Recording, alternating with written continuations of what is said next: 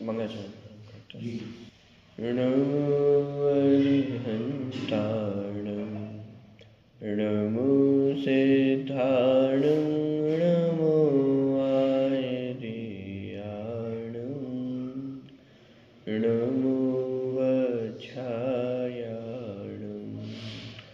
नमो लोये सवसावणं।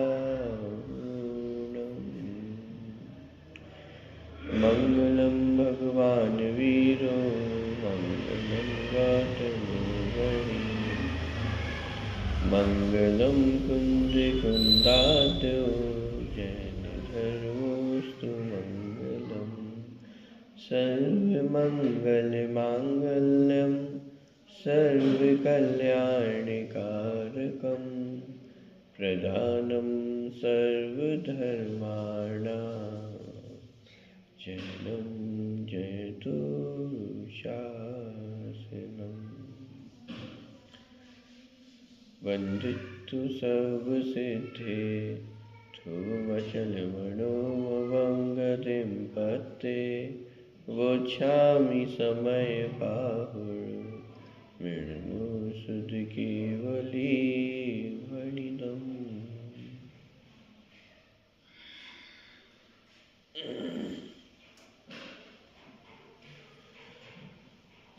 34वीं और 35वीं नंबर की गाथा की चर्चा अपनी चल रही थी। यह जीव पर द्रव्यों का किस प्रकार से त्याग करता है उसकी चर्चा पहले देखी थी। गाथाओं का पाठ एक बार यहाँ से करते हैं, फिर विषय की ओर आगे बढ़ते हैं। प्रश्न क्रमांक 310।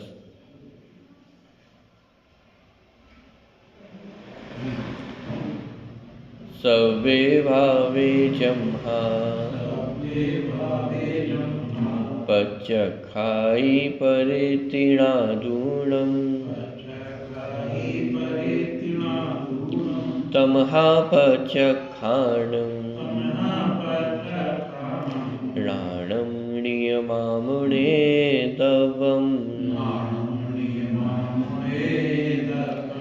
जहनाम को विपुरुषो परदवमिणं तिजानितुं चयति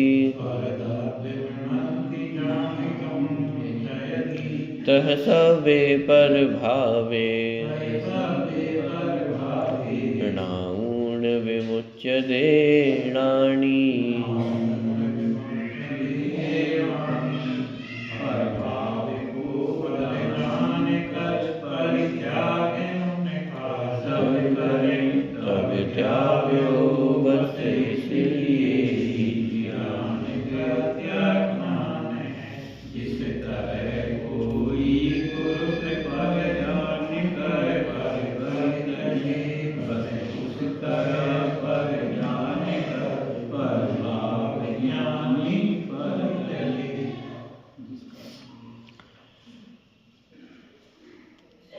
राणम पग्थाखारम अर्थात ज्ञान ही प्रत्याख्यान है, इस प्रकार की चर्चा यहाँ पे ली गई है। वास्तव में से अनुशीलन में भी चर्चा की गई थी कि त्याग का मतलब छोड़ना ही समझा जाता है, लेकिन मूल बात यह है कि क्या ये जीव पर द्रव्य को छोड़ भी सकता है क्या?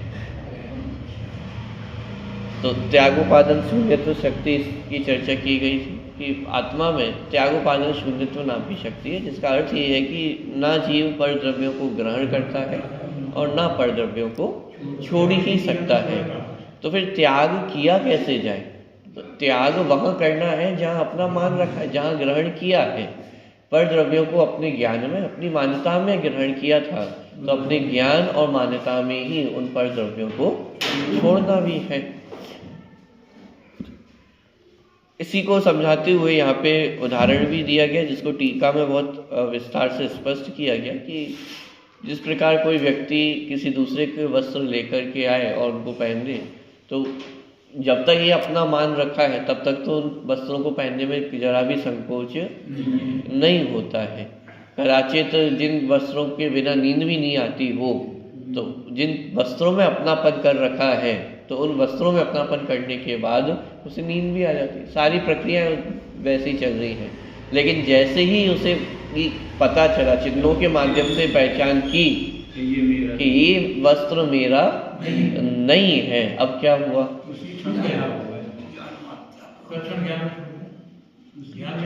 अच्छा, अभी वस्त्र उतारे नहीं है, अभी तो वस्त्र पहना हुआ है, लेकिन उसके बाद भी पहने हुए भी वस्त्र का त्याग हुआ कि नहीं हुआ? अब समस्या है कि जब तक वो छोड़ा ना जाए तब तक वो त्याग समझ में भी नहीं आता। पर वस्तु माने बाहर के जो नौकर मादिक है उनको तो छोड़ने की प्रक्रिया भी हमें स्पष्ट दिखाई देती है। मुनिराज भी जब दीक्षा ग्रहण करते तो समस्त परिग्रह छोड़ते हैं। बाहर की चीजें तो छूटती हुई फिर भी हमें एक बार को दिखाई देती है, लेकिन शरीर का क्या किया जा सकता है? शरीर के प्रति एकत्व ममत्व तो चौथे गुण स्थान में टूट गया है, मतलब शरीर का त्याग तो चौथे गुण स्थान में हो गया, लेकिन छूटता कब है शरीर? अनंत दशा में भी शरीर नहीं छूटा है। केवल ज्ञान प्रकट हो गया, अनंत शक्ति प्रकट हो गई, लेकिन शरीर छूटा। अब तो राग भी नहीं बचा है। तो उसी को तो त्याग कहा जा रहा है, और वो त्याग तो चौथे गुण स्थान में जीव करके आ चुका है। कोई कह सकता है कि नहीं, जब तक राग है तब तक वस्तु नहीं छूटती है। अरे भाई, केवल ज्ञान में जहाँ अनंत दशा प्रकट हुई वहाँ तो राग भी विद्यमान नहीं है, मोह तो है ही नहीं, राग भी विद्यमान नहीं है। लेकिन राग के नहीं होने पर भी शरीर तो अपनी योग्यता से ही छूटता है। तो उसी तरह एक पदार्थ का भी कर्तृत्व यहाँ पे नहीं है। चर्चा त्याग की हो रही है, लेकिन त्याग में से भी अकर्तृत्व ही निकाला जा रहा है। पर द्रव्य में रंच मात्र भी कर्तृत्व की गुंजाइश नहीं। तो त्याग जहाँ पे हम चर्चा ले रहे हैं वहाँ त्याग का अर्थ है जानना, ज्ञान पूर्वक ही छोड़ना होता है। यदि जानकारी नहीं, यदि अपनी मान्यता में वस्तुओं के प्रति एकत्व ममत्व को नहीं छोड़ा है तो बाहर में वस्तु छोड़ भी दी जाए, कोई छोड़ती हुई प्रक्रिया करता हुआ दिखाई भी दे, लेकिन वो वास्तविक त्याग नहीं है। वास्तविक त्याग तो अपनी ज्ञान में, अपनी मान्यता में होता है। और इस बात से स्वच्छंदता भी ग्रहण नहीं करना। टीका में भी प्रश्न, अनुशीलन में भी प्रश्न उठाया था कि ये तो बहुत अच्छी बात है कि इससे अच्छा त्याग और क्या होगा, कि वस्तु छोड़नी भी ना पड़े और त्याग भी हो जाए, वस्तु हमारे पास भी रहे और हम त्यागी भी कहलाएं। इससे अच्छा तो और कुछ नहीं हो सकता है। तो उसका समाधान भी आया था कि जिसके अंदर में यदि राग टूट गया हो तो वो वस्तु बाहर में भी टिक नहीं सकती है। तो ये स्वच्छंदता भी ग्रहण नहीं करना कि त्याग भी कर दे और वस्तु अपने पास भी रहे। यहाँ तो सहज योग्यता को बताया जा रहा है कि जब अंदर में राग टूटता है तो वस्तु तो बाहर में छूटती ही छूटती, वो अपने पास रहे ये संभव ही नहीं है। लेकिन मुख्य बात यह कि उसमें से अपनापन छूटे, क्योंकि हम वस्तुएं तो बहुत बार छोड़ देते हैं। मुनि व्रत भी हमने बहुत बार अंगीकार किया, लेकिन क्या चीज़ हमने नहीं की? वास्तविक त्याग नहीं किया ना, अपनेपन को नहीं छोड़ा। टोडरमल जी जब अनंत भगवान के स्वरूप को स्पष्ट करते हैं, परिभाषा लिखते हैं, सबसे पहले क्या लिखते हैं? जो गृहस्थ पना त्याग कर। सिद्ध भगवान की परिभाषा में लिखते हैं गृहस्थ अवस्था त्याग कर, और अनंत भगवान की परिभाषा में लिखते हैं जो गृहस्थ पना त्याग कर। ये गृहस्थ पना क्या है? गृहस्थ पना, पना क्या है?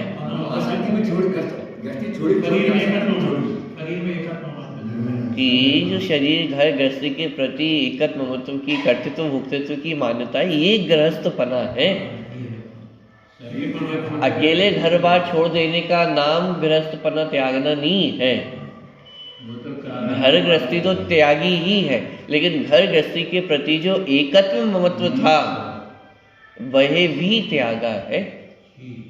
यदि वो एकत्व ममत्व का त्याग ना हो तो वास्तव में वो सच्चा त्याग भी नहीं। आप कल्पना करके देखिए, माने जब कोई जीव दीक्षा को धारण करता है, मुनिराज दीक्षा धारण करते हैं, पहले के जमाने तो राजा महाराजा हुआ करते थे, तो हो सकता है कि बहुत बार आप ऐसे प्रसंग भी अपन ने पढ़े कि राजा बिल्कुल अपनी नवजात शिशु है और वो सब को छोड़ छाड़ करके दीक्षा धारण कर लेते हैं।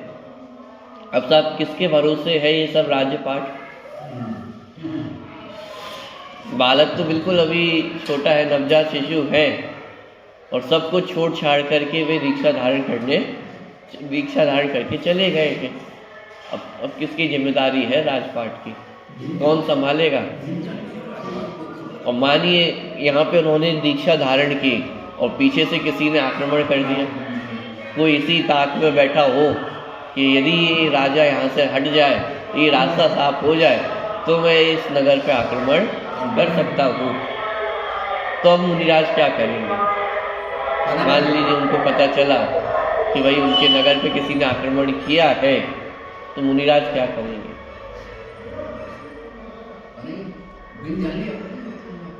कि अरे पहली बात तो उनके नगर पे आक्रमण किया है, तो सबसे पहले तो ये मान्यता ही उनकी छूट गई है ना कि क्या ये नगर मेरा है क्या? जब ये नगर मेरा नहीं है, जब उसके प्रति राग छूट गया है, तो फिर उसकी तरफ मुड़ करके भी नहीं देखते हैं। इसका नाम त्याग है। जहाँ घर गृहस्थी के प्रति एकत्व ममत्व कर्तृत्व भोक्तृत्व भी छूट गया है। पॉइंट पकड़ में आ रहा है? तो ये सारी चर्चा अपन ने अनुशीलन के माध्यम से की थी, टीका के माध्यम से भी अपन ने इसकी चर्चा देखी थी और उदाहरण को अपन ने समझा था।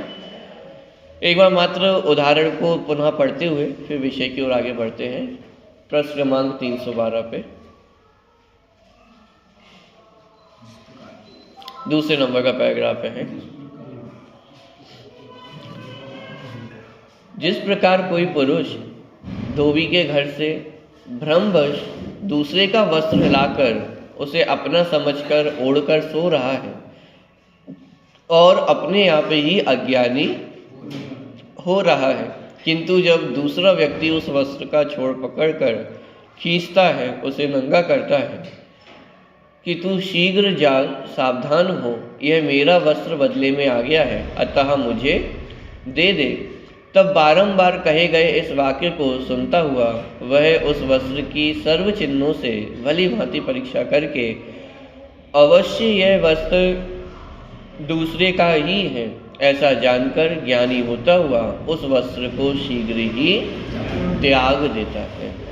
कुछ बातें इसमें नोटिस करनी योग्य है। जैसे एक तो यह जीव स्वयं ही अज्ञानी हो रहा है, जो वस्त्र अपना नहीं है उस वस्त्र को अपना मानकर स्वयं ही अज्ञानी हो रहा है। किसी दूसरे ने जबरदस्ती उसे मान्यता नहीं दी है कि जबरदस्ती इस वस्त्रों को अपना मानो। चाहता तो जिस समय धोबी ने वस्त्र दिए थे उस समय भी चिन्हों के माध्यम से पहचान कर सकता था कि ये वस्त्र मेरे हैं या नहीं है, लेकिन स्वयं अज्ञानी होता हुआ, स्वयं मूढ़ होता हुआ उन वस्त्रों में अपनत्व करता है। और जब कोई जीव उसे आकर के समझाता है, यहाँ पे उदाहरण में जिसके वस्त्र थे वो आकर के उसे समझा रहा है कि भाई जागो, ये वस्त्र बदल गए हैं, ये जो तुम वस्त्र पहने हुए हो ये वस्त्र तुम्हारे नहीं है। तो जब ऐसा बार बार उसे समझाया जाता है तो विचार करता है, और जब विचार करता है तो उसे समझ में आता है कि ये वस्त्र मेरे नहीं है। इसी प्रकार हमें भी ज्ञानी जन जिन्होंने स्वयं भेद विज्ञान किया है, जिन्होंने स्वयं ये बात पहचानी है कि मैं शरीर नहीं हूँ, मैं आत्मा हूँ, तो वे ज्ञानी जन हमें आकर के बारंबार समझाते हैं कि जागो जागो, ये शरीर तुम नहीं हो। इस शरीर में एकत्व बुद्धि करके जो अनादिकाल से मोह रूपी निद्रा में हम सो रहे हैं, कि अब इस मोह रूपी निद्रा से जागो, इस मोह रूपी निद्रा को तोड़ो। लेकिन अब ये जो स्टेप आता है बारंबार विचार करने का, वो विचार हमारे जीवन में नहीं होता है। जो बात हमें समझाई जा रही है, कही जा रही है, अब सुन सुन करके भी हम इतने पक्के हो गए हैं। जैसे चिकना घड़ा होता है जो उसमें पानी टिकता नहीं है, उसी तरह हम भी इतने पक्के हो गए हैं कि अब तो कोई कुछ भी कहता रहे कि फर्क कुछ भी पड़ने वाला नहीं है। क्यों? क्योंकि वो विचार हमारे जीवन में से समाप्त हो गया है। तो ये तो हमारा एक डेली रूटीन है ना कि रोज आना है, स्वाध्याय करना है, सुनना है और फिर घर चले जाना है। लेकिन स्वाध्याय तो अब प्रारंभ होता है। जहां हमने यहाँ से एक बार उठ गए हैं, अब पूरे दिन भर वो स्वाध्याय चलना चाहिए, उसका नाम स्वाध्याय है। लेकिन वो विचार जब तक हमारे जीवन में नहीं आएगा तब तक वो भेद ज्ञान करना भी संभव नहीं है। तो बारंबार विचार करता है कि क्या बात कही जा रही है, क्यों कही जा रही है, और जब ये बारंबार विचार किया जाता है तब जाकर के वह चिन्हों को खोजता है कि अच्छा ये बात कह रहे तो चलो इनकी बात को परखा तो जाए कि क्या है, बात में सच्चाई है या नहीं है। तो जब उसने चिन्हों के माध्यम से देखा तो उसे ख्याल में आया कि अरे ये तो वास्तव में वस्त्र मेरे नहीं है।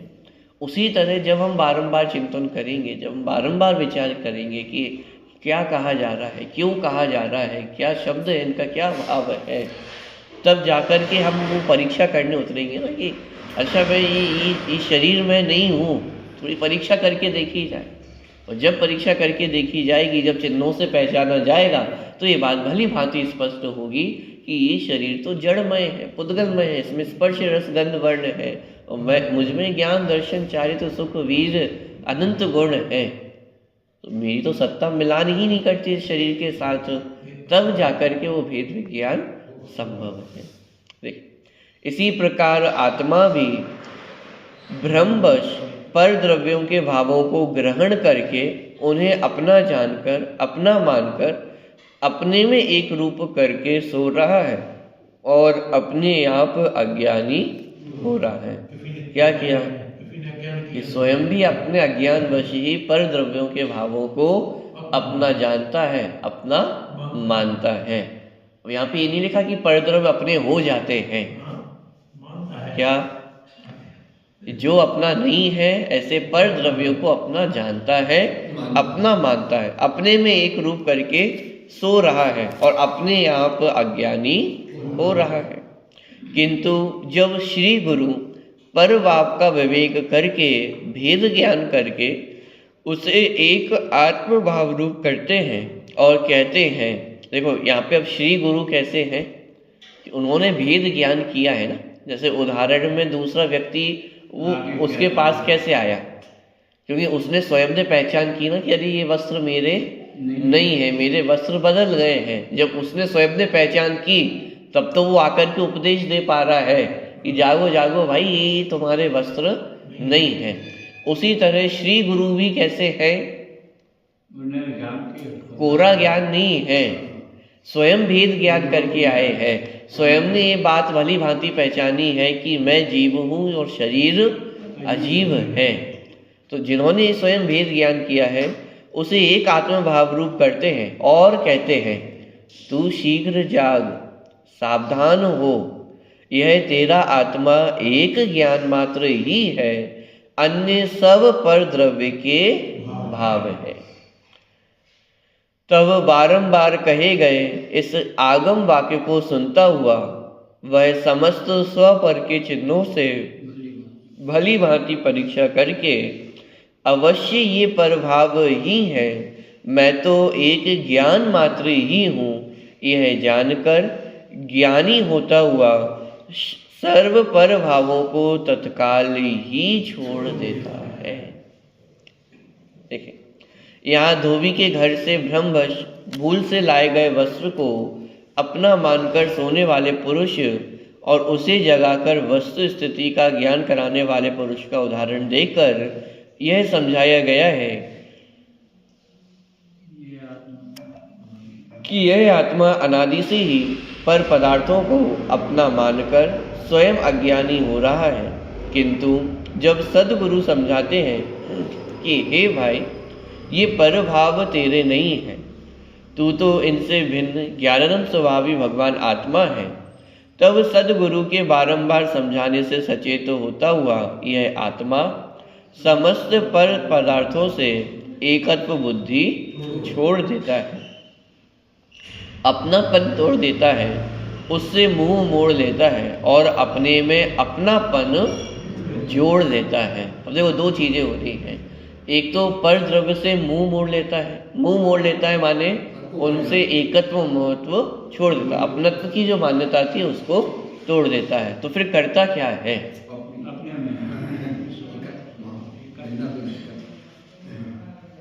त्याग में क्या छोड़ा है उससे भी अधिक महत्वपूर्ण ये है कि क्या रखा है। बात को समझ में नहीं आई है। त्याग में तो छोड़ने की बात है ना, तो फिर ये रखने की बात क्यों कर रहे हो? और त्याग में कहाँ रखने की बात है, त्याग में तो छोड़ने की बात है ना। एक व्यक्ति था, वो बहुत सिगरेट पिया करता था, तो उसे बहुत बार बार समझाया गया कि भाई सिगरेट कोई अच्छी चीज़ नहीं, इसे छोड़ दो, ये नहीं करना चाहिए, नशा कारक चीज़ें हैं, अपनी स्वास्थ्य के लिए भी हानिकारक है, ये करना छोड़ दो भाई, घर परिवार वाले हो, तुम्हारे पीछे भी 10 लोग खड़े हुए हैं, ये नहीं करना चाहिए, छोड़ो। तो जब इतने उसको प्रेरणा दी गई तो उसने कहा चलो ठीक है, मैं छोड़ देता हूँ। लेकिन अगले दिन वो मदिरा पान करता हुआ दिखाई दिया। तो सिगरेट पीना उसने छोड़ा कि नहीं छोड़ा? कि अरे भाई सिगरेट छोड़ी, ये अच्छी बात है, लेकिन सिगरेट छोड़ करके पकड़ा क्या था? कि सिगरेट जैसे तैसे छोड़ा और क्या करने लग गए। अब वो व्यक्ति कह रहा है कि अरे भाई तुमने ही तो कहा था कि सिगरेट नहीं पीना है, तो मैं छोड़ तो दी है, लेकिन छोड़ करके पकड़ा क्या है, ये और अधिक महत्वपूर्ण है। यदि सिगरेट छोड़ करके मदिरा पकड़ ली है, इसका मतलब अभी तो सिगरेट भी नहीं छूटी है, और उल्टा अपन ने अपने ऊपर कुल्हाड़ी मार ली है। तो पकड़ा क्या है, ये महत्वपूर्ण है। घर गृहस्थी का त्याग कर दिया है, बहुत अच्छी बात है, शाबाशी है, लेकिन पकड़ा क्या है? आत्मा पकड़ में आया कि नहीं आया? अपने स्वरूप को पकड़ा कि नहीं पकड़ा? यदि अपने स्वरूप को नहीं पकड़ा है तो वास्तव में त्याग भी संभव नहीं है। तो त्याग में क्या छोड़ा है उससे भी अधिक महत्वपूर्ण ये है कि रखा क्या है। पॉइंट पकड़ में आ रहा है कि यदि वो हाथ में यदि कोई वस्तु नहीं आई है, क्योंकि यदि किसी चीज़ को छोड़ा जाता है तो किसी न किसी चीज़ को अंगीकार भी किया जाएगा। अब ये प्रश्न महत्वपूर्ण है कि अंगीकार क्या किया है हमने। ये छोड़ दिया, ये छोड़ दिया, ये छोड़ दिया, लेकिन पकड़ा क्या है?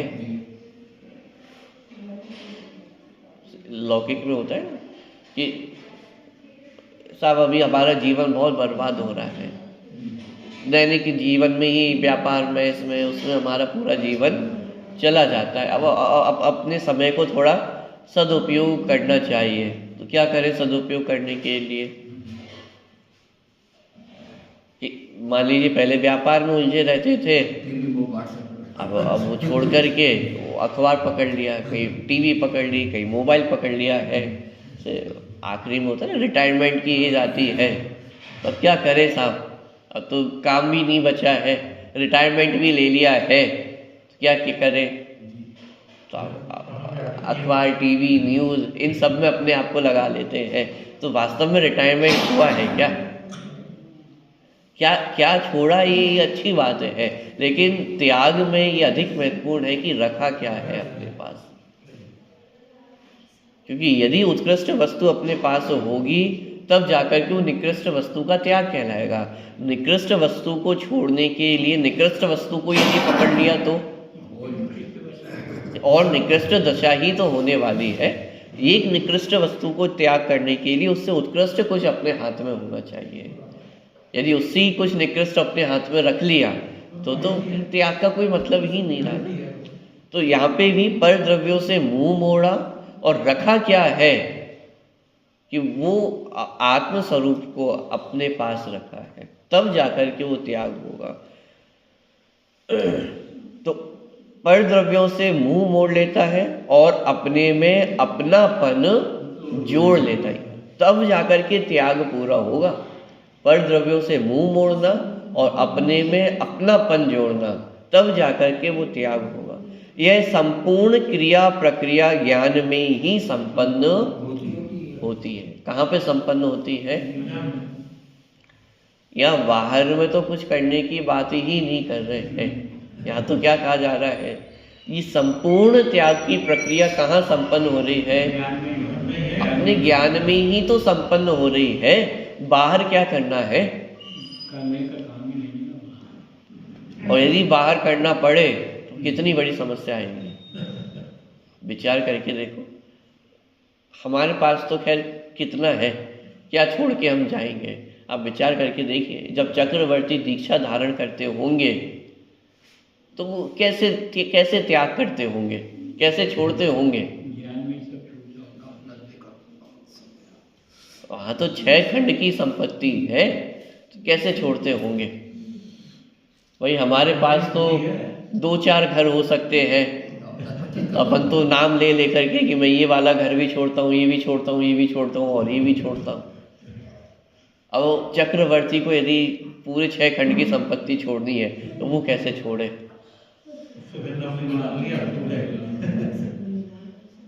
एक बालक था, उसने फिर प्रश्न किया कि भाई चक्रवर्ती इतनी सारी चीज़ें यदि छोड़ देता होगा, इन सारी चीज़ों का त्याग कर देता होगा, तो विचार करके देखो चक्रवर्ती की सेना में कितने हाथी होंगे, कितने घोड़े होंगे। और उनको त्याग करना है ना, उनको छोड़ना है।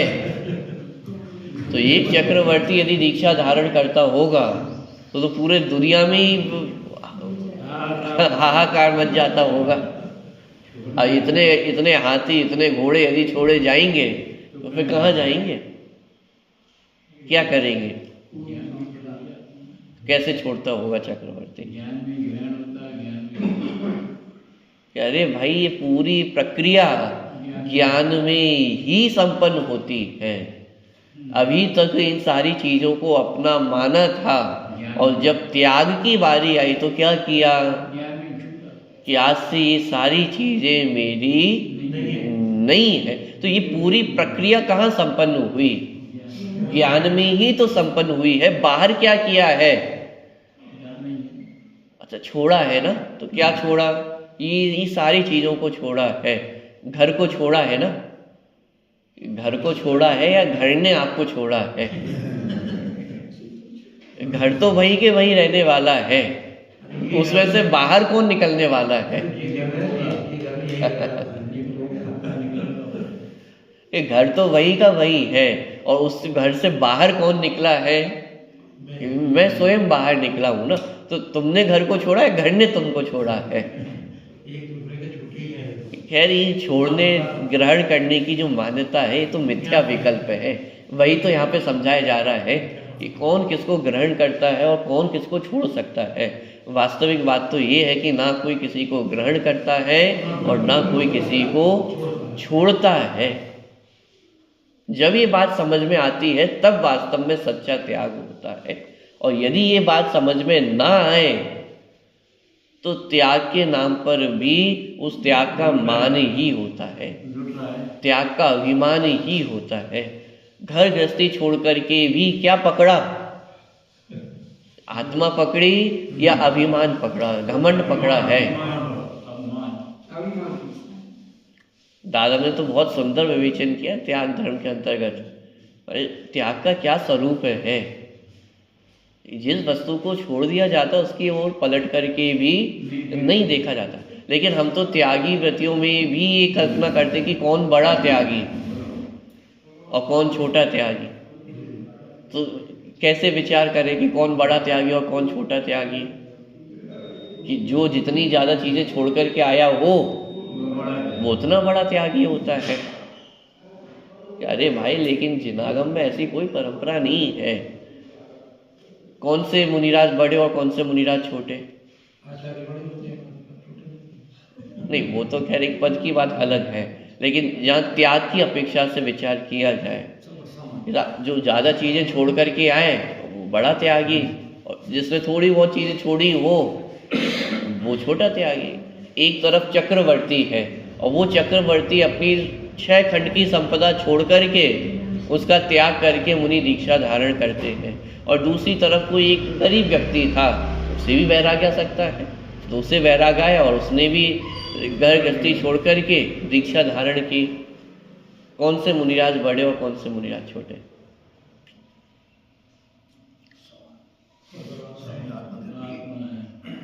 अब ये हमारी अज्ञानता है कि हमारी बुद्धि तो उसी में लगी रहती है ना कि कौन बड़ा है कौन छोटा है, कौन पहले नंबर पे है कौन दूसरे नंबर पे है।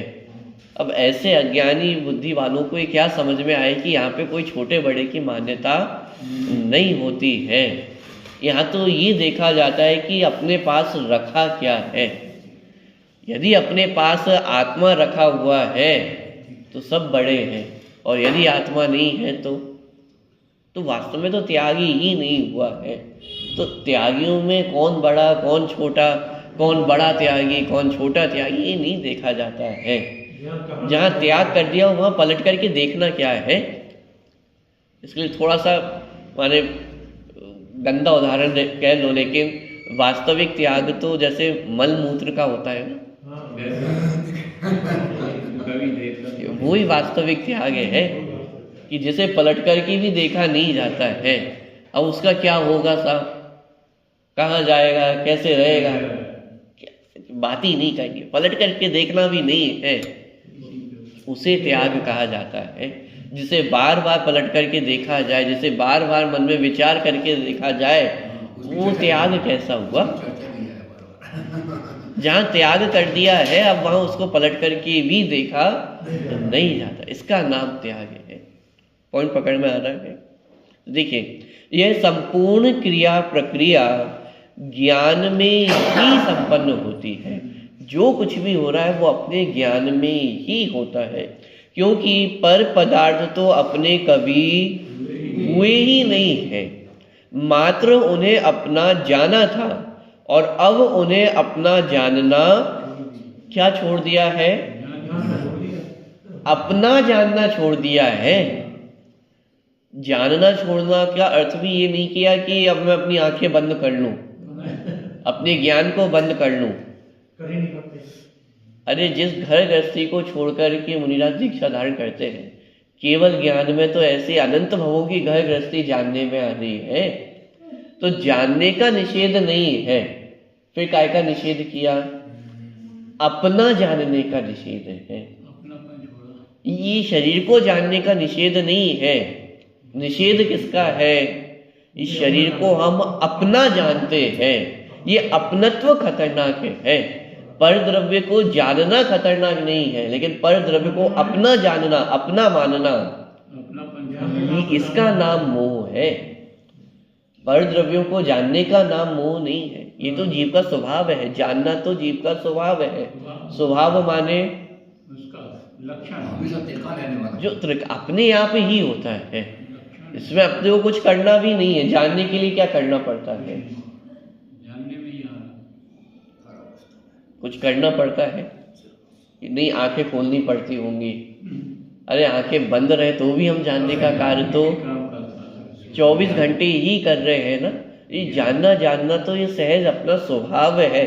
उस स्वभाव में गलती नहीं है। गलती कहाँ है कि जिस वस्तु को जाना उसमें अपना अपनत्व जोड़ लिया कि ये वस्तु मेरी है, वो खतरनाक है। तो अपना जानना छोड़ दिया है, अतः सब कुछ ज्ञान में ही घटित हुआ है, अतः ज्ञान ही प्रत्याख्यान है। क्या कहा, ज्ञान ही प्रत्याख्यान है। इस बात को कविवर पंडित बनारसी दास जी इस प्रकार व्यक्त करते हैं। इसको पढ़ते, सवई 31 छंद है। जैसे को जन गयो धोबी के सदन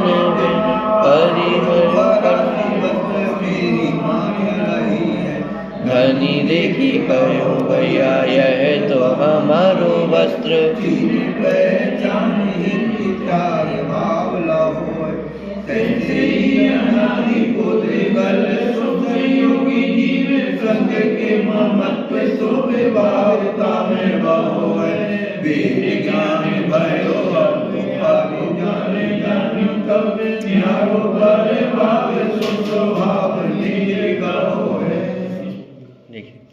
जैसे को जन गयो धोबी के सदन, जिस प्रकार कोई पुरुष धोबी के घर गया, तिन पही रयो परायो वस्त्र, और वहां जाकर के किसी पराय का वस्त्र अपने पास ले आया।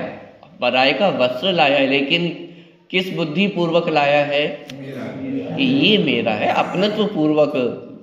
दो एक जैसे वस्त्र थे, सफेद कुर्ते पजामे थे, और मान लीजिए एक ही वस्त्र के थे, माने एक जैसे वस्त्र के थे, अब एक जैसे ही दिख रहे हैं, वही डिजाइन थी, वही सब कुछ था, तो अपना मान करके घर ले आया और उनको पहन लेता है।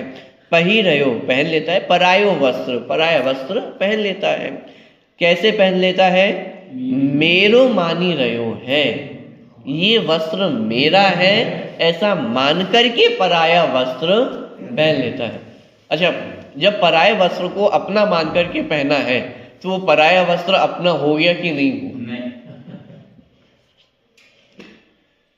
पराई वस्तु को अपना मानने पर भी वह पराई वस्तु अपनी नहीं हो जाती है। ऐसे ही पर द्रव्य को हम कितना भी अपना माने, इस शरीर को कितना भी अपना माने, अपना मानने से तो वो अपना नहीं हो जाएगा ना। धनी देखी कयो भैया यह तो हमारो वस्त्र, माने जिस धनी का वस्त्र इस व्यक्ति ने पहन रखा है, अब वो आया और उसने कहा कि भाई यह तो हमारो वस्त्र, की ये तो मेरा वस्त्र है, ये तुम्हारा वस्त्र नहीं है। चिन्हे पहचानत ही त्याग भाव लयो है, चिन्हे पहचानत ही, चिन्हों के माध्यम से जब उस व्यक्ति ने देखा कि हाँ बात तो सही है कि ये वस्त्र मेरा नहीं है, चिन्हे पहचानत ही त्याग भाव लयो है। क्या क्या हुआ? चिन्हों के माध्यम से पहचानते ही त्याग भाव हो गया है। अब ध्यान देना, यहाँ पे अभी वस्त्र उतारे नहीं है, ये तो संभव ही नहीं है ना। अभी तो वस्त्र पहना हुआ है, लेकिन पहने ही उसने चिन्हों के माध्यम से पहचान कर ली है कि ये वस्त्र मेरा नहीं। तो त्याग भाव कब से होगा? पहचान तो अभी ली है अब, लेकिन जब वस्त्र उतारेगा तब जाकर के वो त्याग होगा ना। नहीं, तत्क्षण ही चिन्हे पहचानत ही, जिस समय चिन्हों के माध्यम से पहचान की कि यह वस्त्र मेरे नहीं है, तत्काल तत्क्षण ही त्याग भाव लयो है, कि उसी क्षण से वो त्याग अपने जीवन में हो जाता है।